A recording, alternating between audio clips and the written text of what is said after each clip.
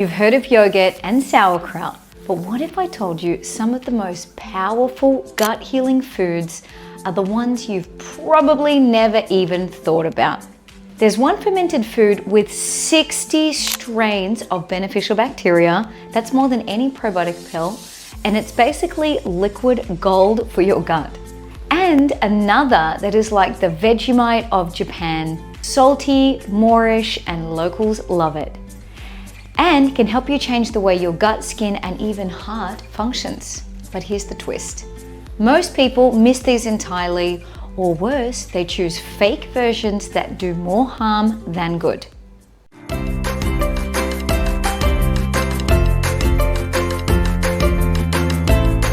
I'm Leilani, a chef, clinical nutritionist, and a gut health nerd. And in this video, I'll show you the lesser known fermented foods that can help with bloating, fatigue, skin flare-ups, and even mood swings. Plus, how to buy the real stuff and dodge the imposters.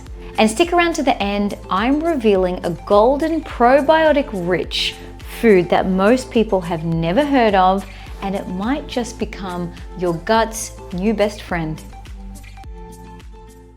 Okay, first up, why are probiotic foods a total game changer for your gut, and are they really worth the hype and price? Here's why I say yes. They boost your digestive enzymes so you break down carbs, fats, and protein like a pro. This means less bloat, smoother digestion, and way more post-meal energy. They also crowd out bad bugs in your gut, leaving the good ones to thrive. They lower inflammation after eating, and because it's a violent process to eat. And they unlock key nutrients like iron, magnesium, zinc. It turns your food into fuel your body can use.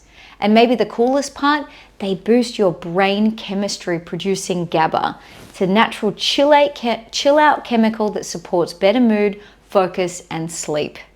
All right, grab a pen, let's get started. All right, guys, here we go. I'm going to talk you through them. First one, you may or may not have heard this. This is kefir. You can get it in milk, which you can make yourself. I'll go into how, or coconut. This is the dairy-free one. Both of them, more or less, you're going to get them from a health food store. Sometimes you can get them from the supermarket if you're lucky. Now, why this is good is, check out this, probiotics, nature's probiotic. Now, it's a fermented milk. It has 60 plus strains of beneficial bacteria. That's like the full symphony, not just a solo act. And basically, it crowds out the bad bacteria. It produces GABA, helps with anxiety and sleep. But actually, one of the best things, and not so well known, this is used as a post-antibiotic gut reset. Now, I'm not gonna lie, it is not the most delicious thing you've ever had. So I'm talking a shot in a smoothie or just straight into your mouth. Just a dash, you don't need much, because these probiotic like fermented foods, they have tons. I'm talking millions, billions in just a small amount. So that's why you sort of get more bang for your buck with probiotics. Now, next up, we've got something that you might not know is a probiotic food, olives. I don't know if you've ever seen a fresh olive on the tree. It is inedible. So they go through a process of fermentation to make them edible. Now, what you want to look for, you don't just want the ones sitting in vinegar. It's kind of a cheat way, and you certainly don't want the ones that have the chemicals in them, the sodium benzoate. So here's a couple of options. I went to my deli. You want to more or less get something that is in the refrigerator, or you want the brine to be a little bit cloudy. I don't know if you can see this, but it is actually like bits and it's cloudy in it. But the most important thing is I'm looking at the label. It's Sicilian olives with water, right? So that's what you want, a water-based one, or you want ones that are just salt. So this one has, where are we? I know it says it here, top ingredient, olives, salt. That's it. Lactic acid in there, but fantastic, right? That's from the breakdown. Now, olives naturally, and you might love this fact or be freaked out by it, but it's a good thing.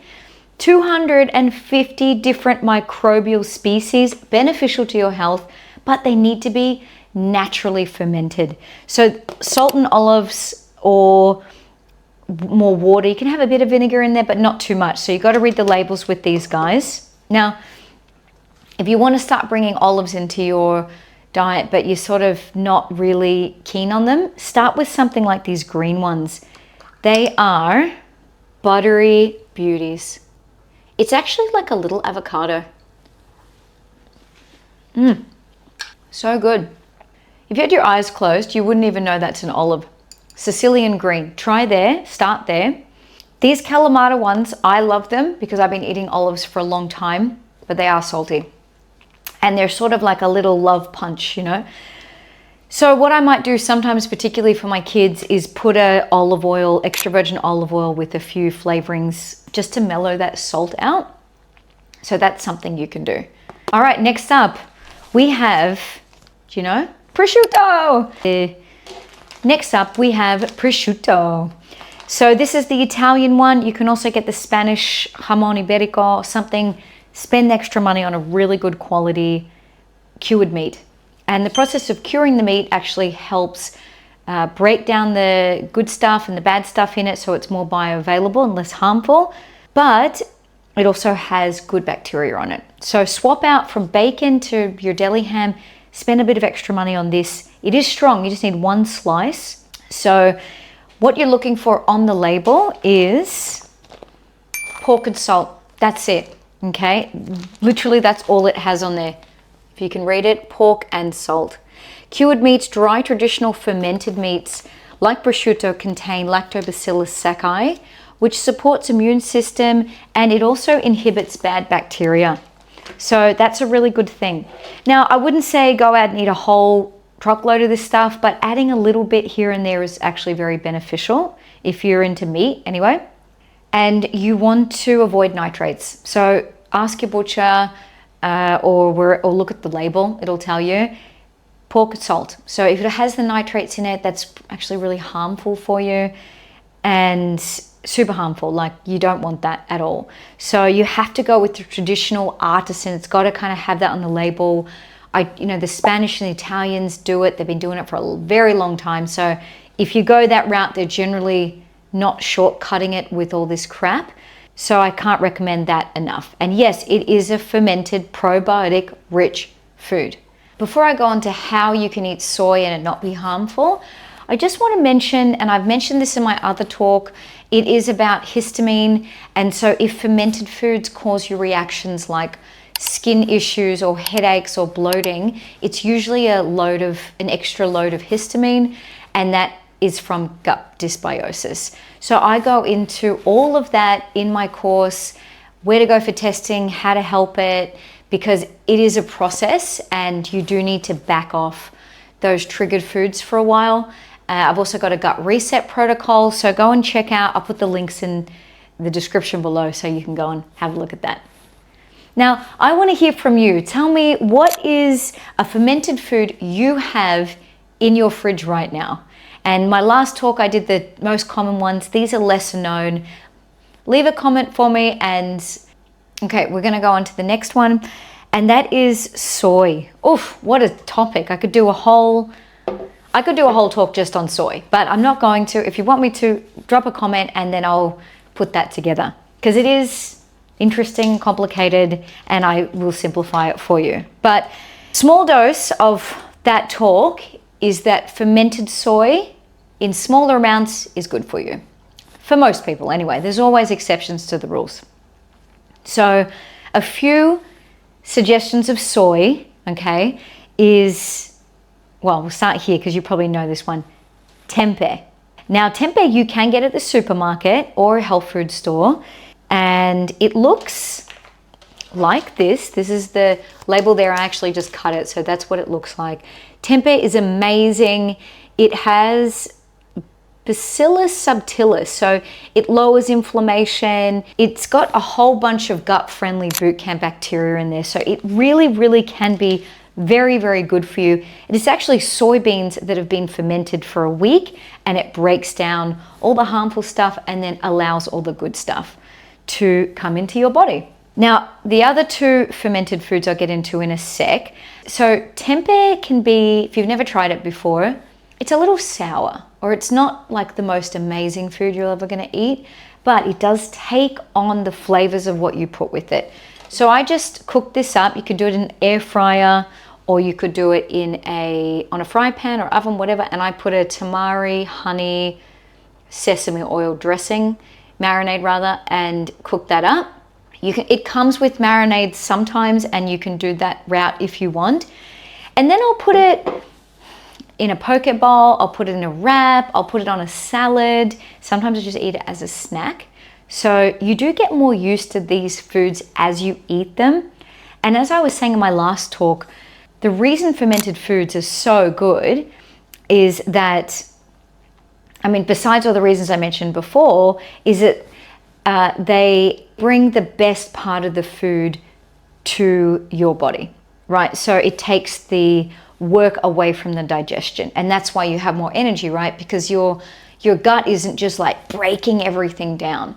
So having fermented foods with every meal is a must, right? Unless you react to it. We talk about that before, but start including some of these in your diet.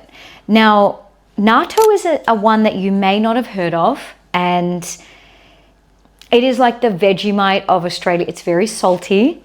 It's not for everyone. You actually find it if you don't live in Japan, you find it in the Asian freezer section. My son is crazy for this, so I keep it in the freezer, take it out the night before, and I'm gonna show you, it's not for everyone. I'm not saying go out and run and get this. It is so good for you, but if you don't like it, this one I can understand. But if you're game and you're willing and you get used to it, it's actually so addictive. It's quite salty, so you really, really will start to crave it. And they serve natto on rice, sometimes with spring onions. So I'll show you, check this out. Natto kinase, which improves blood flow and reduces blood clotting. Now have a look at that. It is quite sticky. So have a look at this. This is going to blow your mind. This is the bacteria live at work. So you mix it around. Check that out. That is super sticky and really moreish. Believe it or not, it's really moreish if you can get past the texture. And now I've got these like spider web strings all over me. That's why it comes with this sauce. It kind of mellows out the flavor. So go ahead and try that. It's a really cool food. And another fermented soy, can you guess what it is? Miso. So miso paste, I don't have it here because we've run out of it, but get the raw, unpasteurized, the same thing you saw in my last talk, live cultures, raw, unpasteurized, that's the good stuff. Take a spoon of it, use it anywhere you use stock. You can put it, into water, make a miso soup. It can go into dressings as well. And these fermented foods, particularly the soy, have a collection of species in them that is very, very unique and you cannot find in other soy products. And it actually helps with leaky gut and reduce IBS symptoms. So even small amounts of these will help to improve your gut health. Let me know in the comments if you've actually tried natto before. I'd be super impressed if you have. And probiotics are actually a very small player, very powerful, but a small player in the gut health world because it does take a mixture of prebiotics and probiotics. And depending on if you have bigger issues, you might need to eradicate that first. So I am going to do a talk on prebiotics and probiotics. I'll probably release it next week. So go ahead, ring that bell so you get the notifications. I produce videos. I release videos on Wednesdays and weekends. So come and join me on my channel. Let me know if there's a gut healthy food or topic you want me to talk about. I hope you really like this talk and I look forward to seeing you in the next video.